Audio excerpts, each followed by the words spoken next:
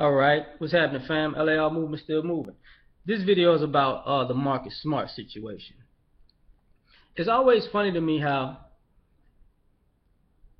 when you're black and you play a sport, you're supposed to be disrespected. It goes with the game. The crowd bought their ticket to call you a nigger, and that goes with the game. The crowd bought their ticket to call you, a jailbird or coon or a porch monkey, to be able to throw shit at you or kick you or push you in your back or talk about your family in a racial aspect, and you're supposed to do nothing about it. Because here's the thing. But it would be disrespectful if it happened to a white player. It would be oh my God, it's racist. It's racist.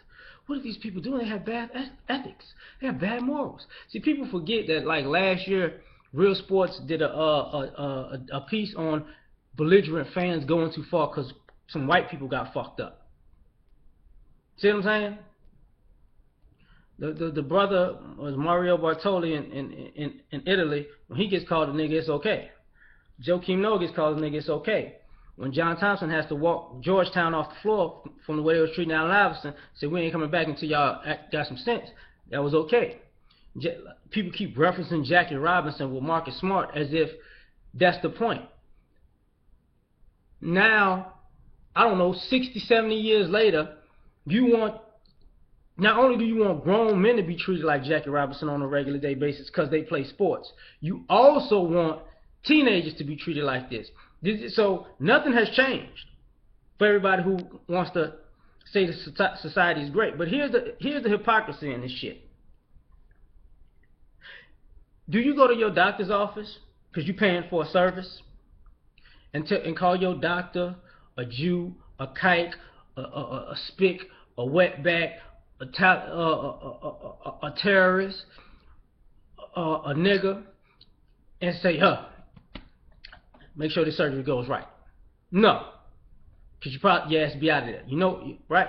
Do you do that when you talk to the police? No.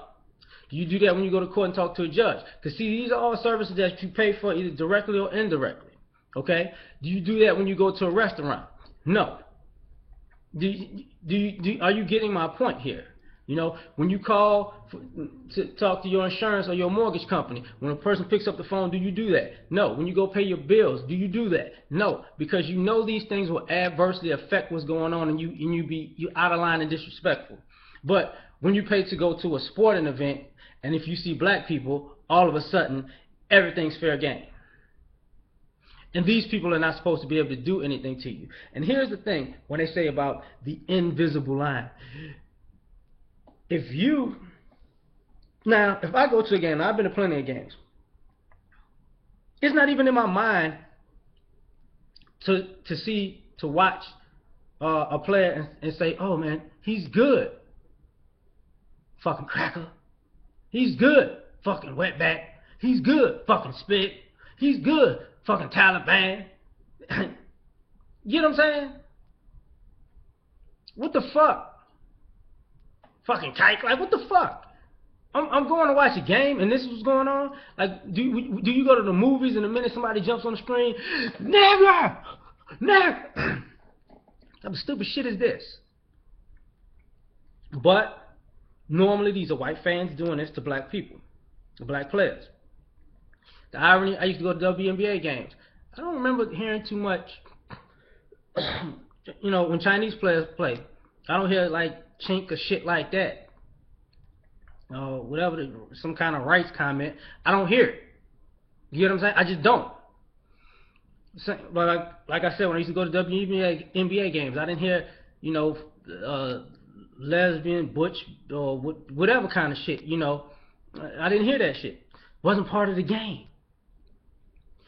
But it's funny how it's a part of the game, and then they say, yo, these kids need to, these kids and these men are getting paid money, so they should be able to take this abuse. Okay, here's the thing.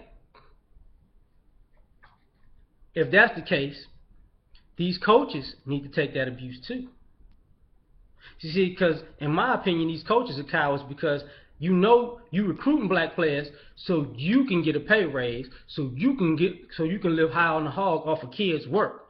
So guess what?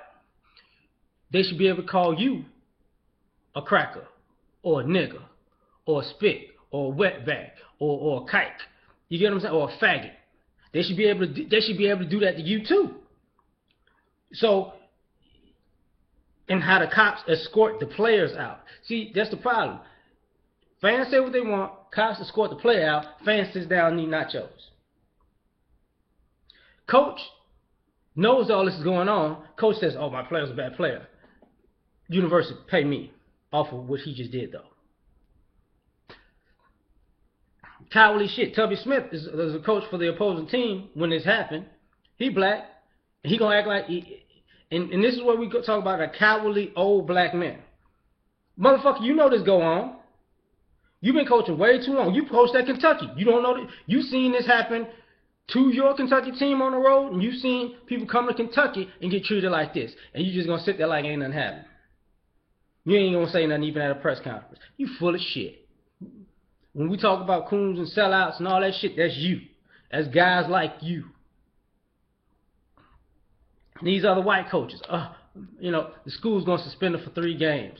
You shouldn't push a guy like that. Okay, and people who say, oh, maybe he didn't call him a nigga. Let's get something right.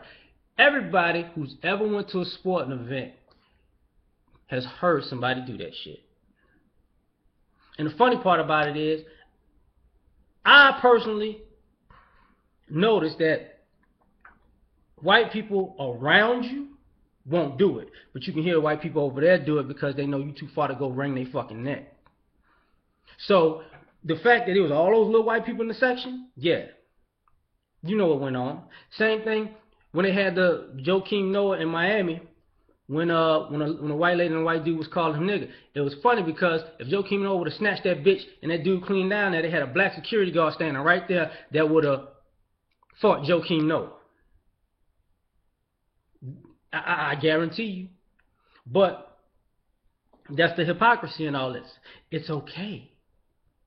It's okay because now, quote unquote, when you tell people to pull themselves up by their bootstraps, they become heroes, and that's what sports figures are. But when black sports players do it, they're the 1%ers that are holding you down. Those are the people you throw all your hate and disdain to at the world, not the people who actually manipulating the system to fuck you over. But it's okay when they're black players. The owners, has anybody ever called the owner a kike, a cracker, a peckerwood, a Klansman? You get what I'm saying? The little dick owner? No. School officials, ADs? No. Coaches? No. But then again, this is America. This is the land where the lawless make the laws. So, I'm out.